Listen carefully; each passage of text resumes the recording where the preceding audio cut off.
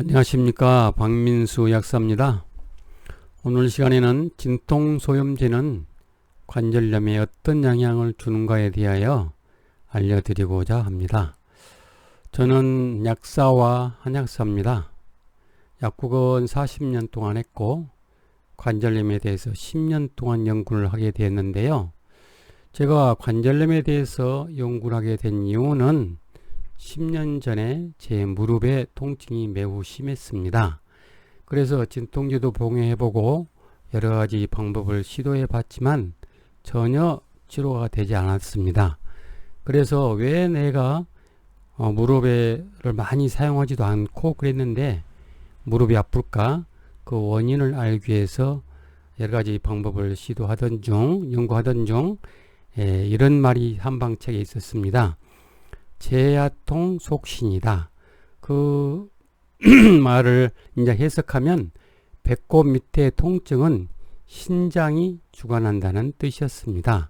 그래서 저는 신장이 좋아지는 약을 복용하고 무릎이 완벽하게 좋아졌습니다. 그래서 그것을 토대로 관절염을 고치는 사람들은 책을 10년 전에 발간해서 많은 분들하고 상담을 하고 또 많은 분들을 또 치료해주고 그러한 결과를 토대로 유튜브를 만들어서 여러분들에게 보내주고 있는 것입니다.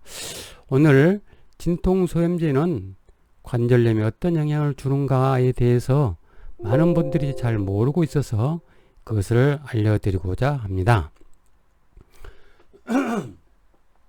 진통소염제를 장기간 복용하게 되면 관절염은 더 악화됩니다. 그러한 이유는 진통제를 복용하면 피가 용혈되기 때문입니다. 용혈시킨다는 말은 파열시킨다, 즉 피를 깨트린다는 뜻입니다. 그럼 진통제를 장기간 복용하면 피가 파열된다는 사실을 어떻게 알 수 있을까요? 그것은 우리들이 보통 먹고 있는 진통소염제 설명서를 보면 깨알 같은 글씨로 이렇게 적혀져 있습니다. 의사나 약사의 지시 없이 통증에 10일 이상은 복용하지 마세요. 그리고 진통소염제를 장기간 복용하게 되면 다음과 같은 부작용이 있습니다라고 적혀져 있습니다. 첫 번째는 쇼크가 일어난다. 아나필렉시스 증상이나 두 번째는 소화기계, 출혈성 장염, 괴사성 장염, 구역, 구토, 구내염, 식욕부진, 소화관 출혈, 장폐색, 췌장염 등이 발생할 수가 있다. 또 호흡기계는 간질성 폐렴, 폐 세미종이 나타날 수가 있다. 네 번은 정신신경계, 두통이나 졸음이나 시야흐림, 실어증, 마비, 경련, 혼수, 치매 등도 올 수가 있다. 또 생식기계는 무정작증, 난소기능 부전, 월경부전, 불임, 유산, 태아, 기형 등이 나타날 수가 있다. 여섯 번째 간은 간장애, 황달, 지방간, 간조직 괴사, 정격성 간염, 간부전, 간조직 섬유화, 강병변이 일어날 수가 있다. 또 과명 반응으로 의식장애, 혈압강화, 빈맥, 마비감, 호흡곤란, 흉부, 불쾌감 등이 발생할 수가 있다. 여덟 번째 피부에는 발진, 두드러기, 가려움, 홍방성 피진, 홍반, 색소, 침장, 피하, 반상, 출혈 등이 나타날 수가 있다. 아홉 번째 뼈에는 골다공증이 나타난다. 기타로는 장기 투여시, 만성 간 괴사, 급성 췌장염, 신장 독성, 만성 간염이 나타날 수가 있다. 특히 중요한 11번째는 신장에는 심부전이나 방광염이나 혈뇨, 크레아틴 수치가 상승된다. 12번째 혈압계, 용혈성 파괴, 즉 용혈성 빈혈이 일어날 수가 있다.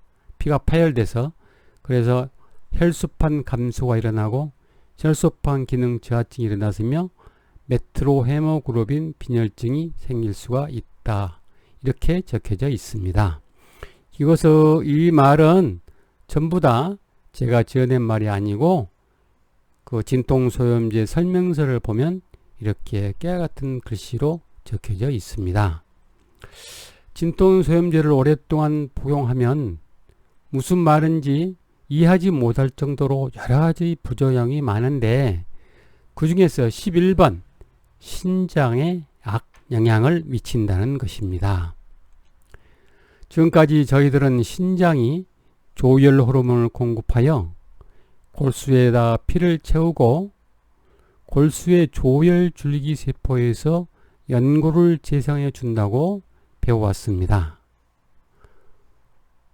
그런데 진통소염제가 신장에 악영향을 미쳐 연고를 재생하는 데 결정적인 방해를 하여서 진통소염제를 오랫동안 복용하신 분들은 관절염이 좋아지는 것이 아니라 몸이 마르거나 탱탱하게 부어 결국 인공관절 수술을 하게 되는 것입니다. 연고를 재생하여 주는데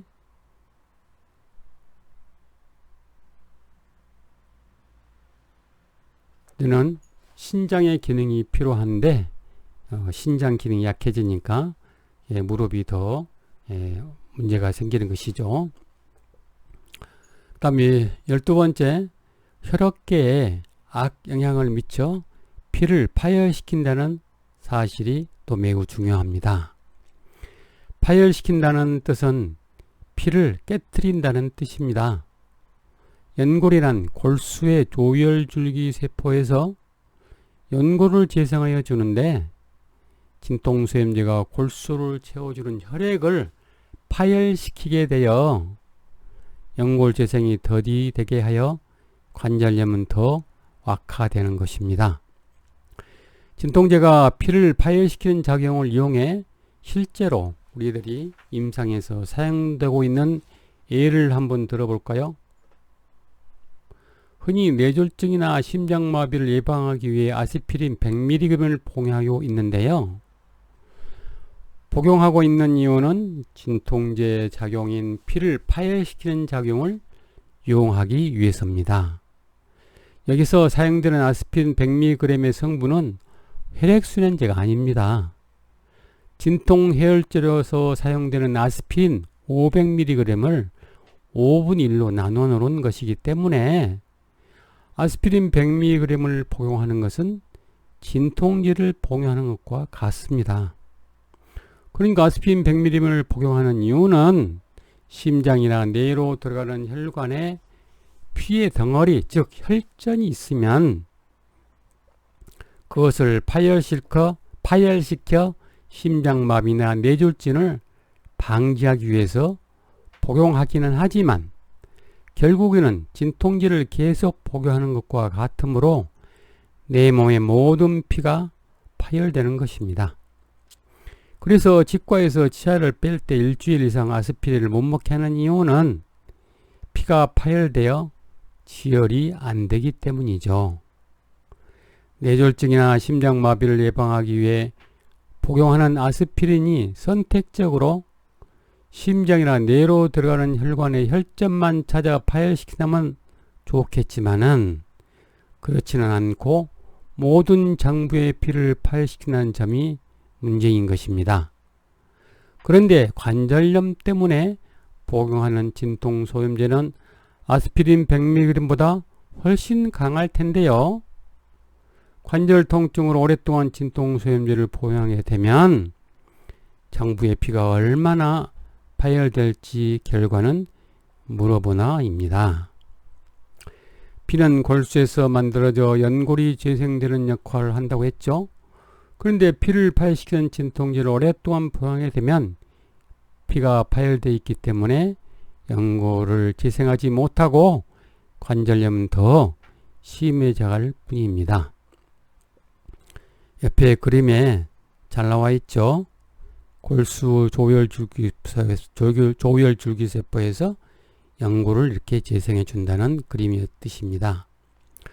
그러므로 통증이 오면 진통 소염제를 복용할 수는 없겠지만은 복용하지 않을 수는 없겠지만 가능한 복용하지 않고 다른 방법을 찾아보아야 할 것입니다. 지금까지 시청해 주셔서 감사합니다.